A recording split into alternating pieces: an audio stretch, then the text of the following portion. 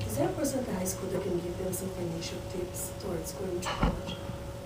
What we do have is all the kids would have had to take and pass personal finance management as a course. I would say Chris Pasick and myself, but Chris works with these kids in terms of what things are available, what resources are available at the college or just in Mayville in terms of if they're not going to live at home. Yeah, so I think Chris would be our best resource for that. So okay, so as a district administrator, what I would say is we actually have a guidance office suite now where it is truly that kind of environment where they can come in and get a consult. And it feels like we're really doing this post-secondary education planning now.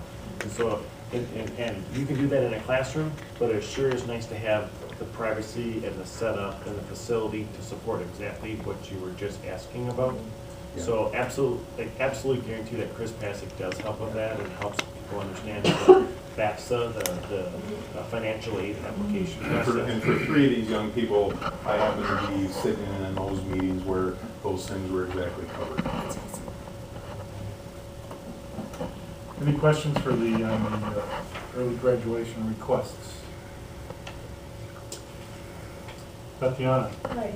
Aye. Aye. Aye. Aye. Motion carries 6-0-1. Thank you very much. Thank you. Resolution 1920-115, approval of co-curricular contracts. So moved. Motion by Joel, Second. second by Kathleen. I can speak to it. Okay. This is just a change. So we had a teacher that was originally teed up to do the leadership club for the middle school. Their assignment changed, and they were aware of that. And they moved from being a 3-8 teacher to a 3-5 teacher. So they don't really have exposure to the more of the upper classmen in the 3-8 building. So it just made sense. And they're still there behind the scenes helping. They're a great asset to us. But we did advocate to make a change, so this is just a replacement is what it is. So we wanted to bring it to you. Any questions? Joe? Aye. Aye. Aye. Aye. Aye. Motion carried 6-0-1. Resolution 1920-116, approval of professional staff compensation model. So moved. Motion by Joel. Second. Second by Jim.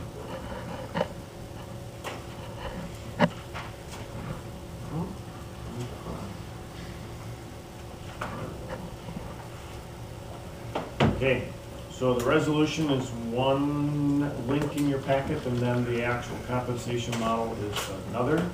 So I'll just cover at a high level, and that's really what you see here. It's absolutely a slimmed down, pared down version of compensation model for us. To me, the best compensation model is one that people can understand and they can predict what would happen over a period of time. So our goal with this model was to do a little bit more acceleration with our new hires. So you see there's tier A, B, C, D, E, and F. And as we go through that, the dollar amounts change. So you see $1,500. So that would be staff are placed at a tier at the administrative discretion at the time of hire. I will share with you that a brand new teacher to education most likely would get placed at tier A1. All right. Now, based upon market competitiveness and what's happening, we would reserve the ability to move them through it, but it would be on a case-by-case basis. So really, you can look at this overall and see years of service, with the exception that there may be someone that comes to you based upon a hard-to-fill position that would be bumped up 1 or 2 spots. But I wouldn't see going from an A1 to a D1 based upon brand new to education and we're trying to be competitive. That's very extreme. So I would say you're going to see just a little bit of fluidity, but overall it is brand new to education would be A1. So then on an annual basis, we'd be planning to implement this model. So anybody as an A1 would move to an A2 and so forth. So the incremental pieces here at tier A is 1,500, B 1,300, 1,200, 1,050, and 1,000. And when we talked about implementing the model this year, it was that the spot for the increase was around, a minimum would be in the 950 range to try to get to what this model looks like. So the challenge, in any time you're moving from a model, or actually I would say like the lack of, we implemented one and then had done some different things based upon discussions at a board administrative level with the increases. So right now, we don't really have anybody specifically on a model, so moving them forward, probably the biggest challenge of the whole piece is getting them onto one. So with this model for 2018-20, you have to have standard movement is typically a step. We're trying not to have a ceiling, so annually I'll be coming back and having a discussion about this tier F. What does that dollar amount mean? What's a comfort level with the Board of Education? And I did actually create a projection document and included that in the packet. So there are no names on it, just says teacher A, but you could actually see model implemented, forecasting it forward, what does it mean? And in order to make this be something that is a comfortable financial piece for us, I believe it needs to be done over a 3-year period. So most people could get placed in a spot and be fitting within that CPI range that we budgeted for this year. But some, just based upon where they were hired and some of the increases over the past, they did not fit neatly in a spot. So this model is nice and clean and neat. If you look at the one that I have presented for you to approve, it has a half a step included in it. So there was kind of a maximum comfort zone that I believed would be appropriate for the increases. So they range from like CPI increase for some was around $1,700. So when you look at the overall increases, that's about the maximum that was in there. But now when you look at a brand new hire at $41,500 as an A2, for them to move a step, and then a whole nother one, that's a $3,000 increase. That went beyond what I just said about that $17,000 or $1,700. So that's what I tried to balance. Yeah, careful where you put a zero. Right? Yeah. So to me, it's very simple. Here's the tiers that they're at. They move through on an annual basis. And if there is absolute rock star performance, things going exceptionally well, I would bring that to the Board of Education and have a recommendation that they would go an extra step. I would definitely reserve that. That wouldn't be your standard piece. We're trying to have a budget model that we can forecast with after all.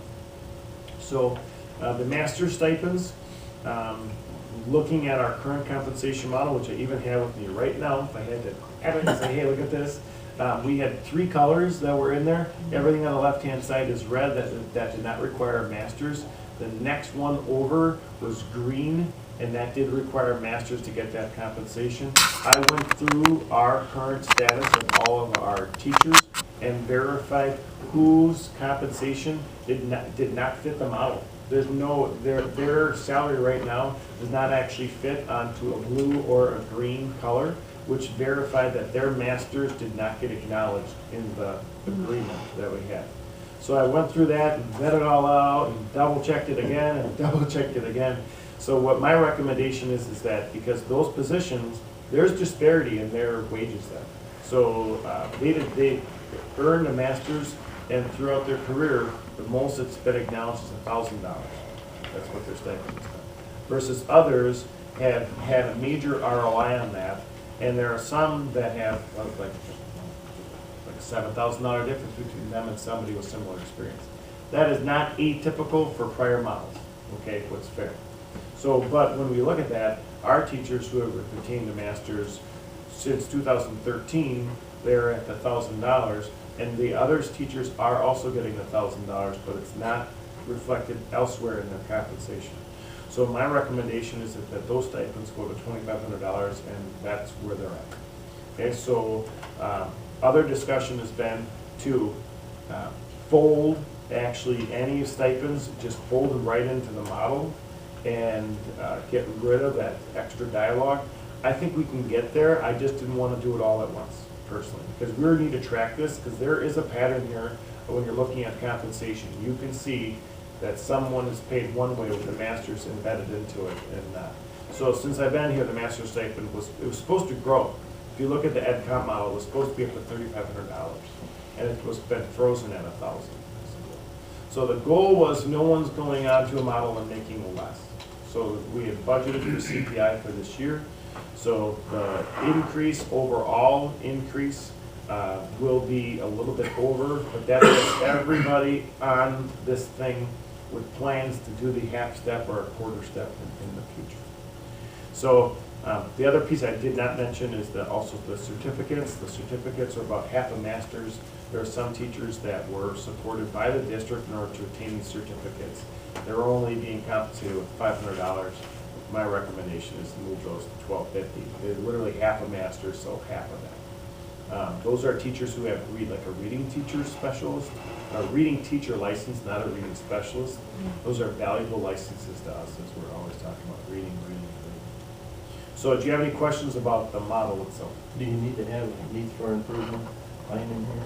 So if well, they don't move through if they do not, it says right here, they have to have effective evaluation rating or better to move a step. Okay. So if you have needs for improvement, you don't go through. Okay. That is clear enough. Yeah.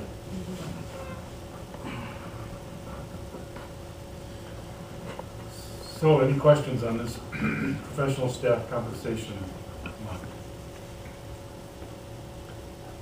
Joe? Aye. Aye. Aye. Aye. Aye. Motion carried 6-0-1. Thanks for all your work on Yeah. that. That was a lot of work. So you got nothing to do next year. It's done. We're doing continuous improvement, sir. There'll always be something to work on. You haven't noticed, but just keep on rolling. Next is resolution 1920-117, approval of professional staff contracts. So moved. Motion by Joel, Second. second by Jim. All right. So I did not refer to, I referred to it, but in the packet, there's a link to the comps where you could project in 2020-21. Okay, so you have that resource, okay? So for this year, in this model, I have identified those that are the color green, means that they are actually located in a green or a blue on the compensation model. Anybody in red is a teacher who has a master's who is still in red in the bill. So there's a direct link between the firm model. So the middle column is what CPI would be. It was distributed that way. And instead, the second column over to the right-hand side is actually implementing the model itself. So the new hires, they're not a part of this. They got a contract where that's on the projected document. I have in a link for you. But the rest of these increases, they are in alignment with the model itself. So we're implementing it. The one part would be the outliers. There's probably about 10 of them that have this half a step in it, just to make sure that they don't exceed that maximum amount of like around $1,700.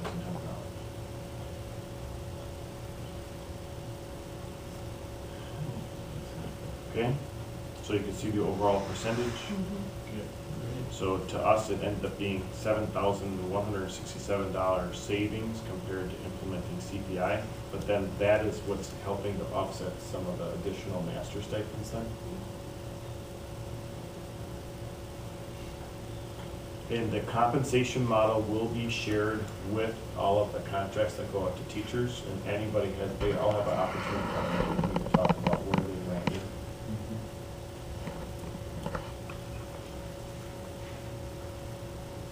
Any questions on the professional staff contracts?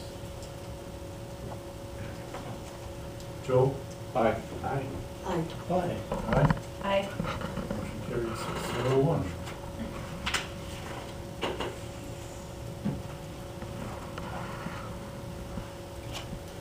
Resolution 1920-118, approval of letters of appointment for district office staff. So moved. Motion by Dick, Second. second by Tatiana. Me? Yep. Okay, so there's two bullets here. One are the actual letters of appointment, and then the other are specifically the salary amounts and the increases. So the two support staff members that we have at the district office, their positions are considered an exempt, so they're getting specific letters of appointment that have way more information in them than the letters of appointment you see for the staff that are out in the buildings. The handbook pretty much covers all of those. So you can see in here, any of the changes I have highlighted in blue. And in here, we've talked about additional stipend to recognize the amazing work that Angie has done to support the referendum behind the scenes. She's been the one consistent variable in the finance office throughout the whole project. Brian entered into it a little bit after we had started. So that's a one-time compensation piece. And then the other part is CPI, which is what we had discussed at a board level for both of those staff members, knowing that we also have a consolidated position that we are advocating to do and working with a contracted service for what we believe might be about 2 days total in a 2-week pay period. So my goal would be to come back to you and say, hey, we have some budget savings here. We think we may have like $40,000 in savings by some of the consolidation that we've just done. So stay tuned for that. So this budget document reflects the conversation we had at a board level about wages, as well as some retro pay, back pay for the prior payroll and human resources position.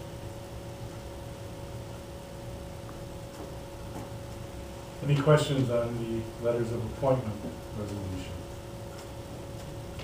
Wasn't there for the Angela and Beak one, but the 1,500 extra referendum stipend, was there work outside of normal so-called duty? Oh yeah, that was a major, that's all on top of what her prior job was, and that's to recognize 3 years worth of work.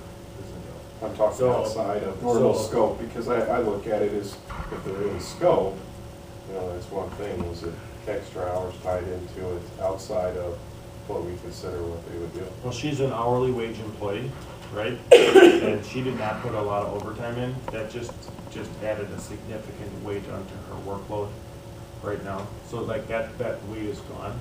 So did she add on extra hours? Yes, no. Like there were not a significant amount of extra hours. It was literally the duty of the position and all the extra weight that she took on.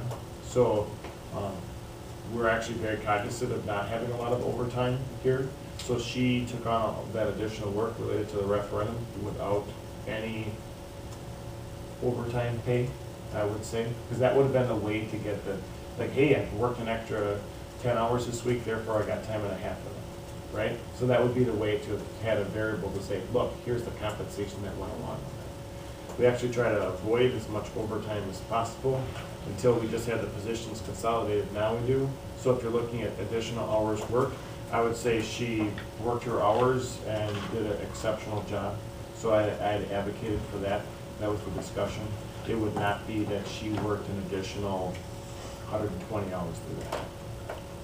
So if that's the question, she did not, because that would have already been compensated. That would have showed up in time and a half. You think private sector would do such things? Absolutely, and significantly more. My wife works in the private sector.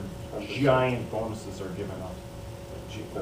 It depends, right? It depends on the private sector. There'll be some private sector that would never give a penny out to anybody ever, and another private sector that on an annual basis is giving 25, 30% of the salary to people. My wife actually just had a call about that. What happens when a company decides to give that large of bonuses to people? So those practices are all over the place. So if you ask that to me, I would say absolutely. So you just asked, absolutely private sector would do that. And then some.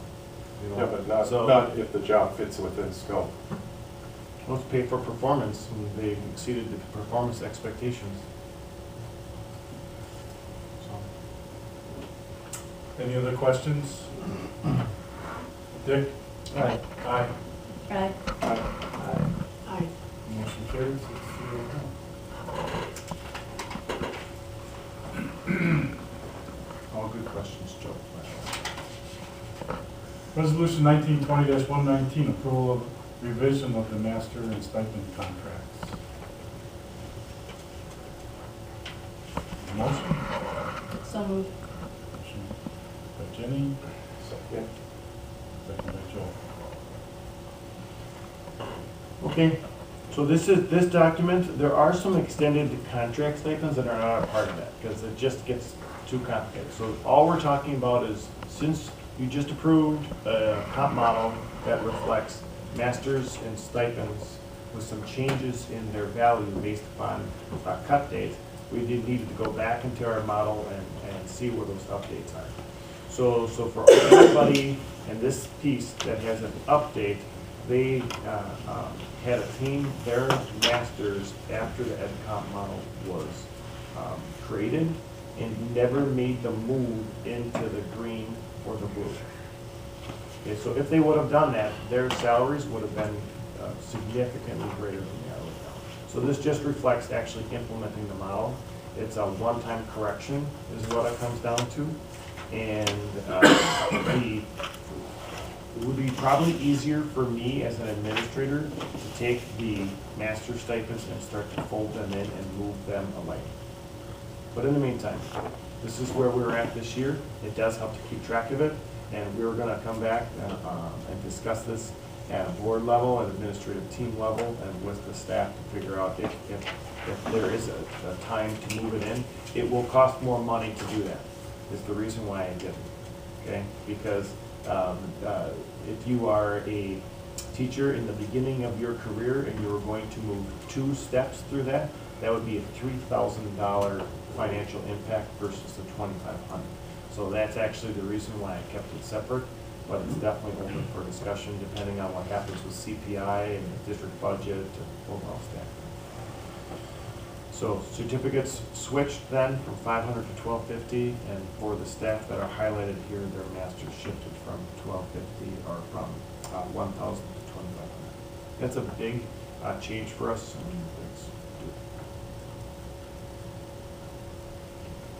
Questions on this resolution for the master and stipend contracts? Jenny? Aye. Aye. Aye. Aye. Aye. Motion carried 601.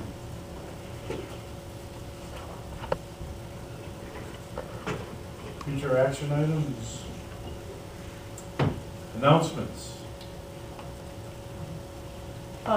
I was in DC last week for a writing conference, and I met with somebody from the National School Board Association about potentially doing writing for them.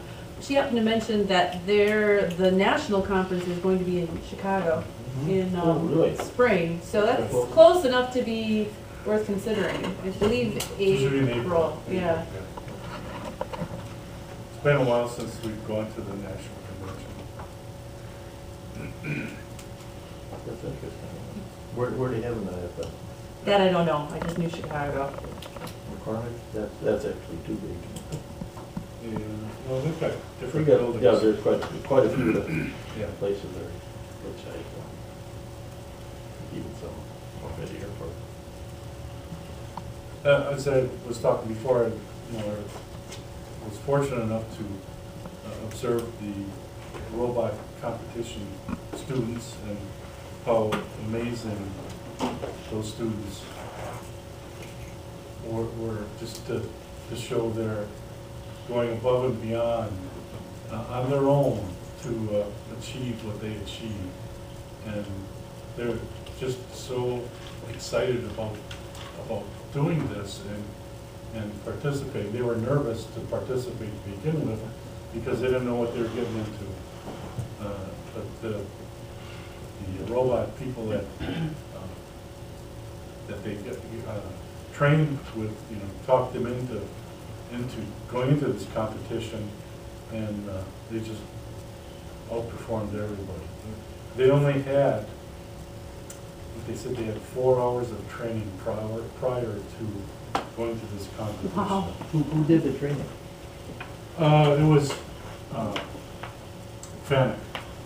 FANUC is the They must have done it before, so they do. FANUC, yeah. And I know my grandson was always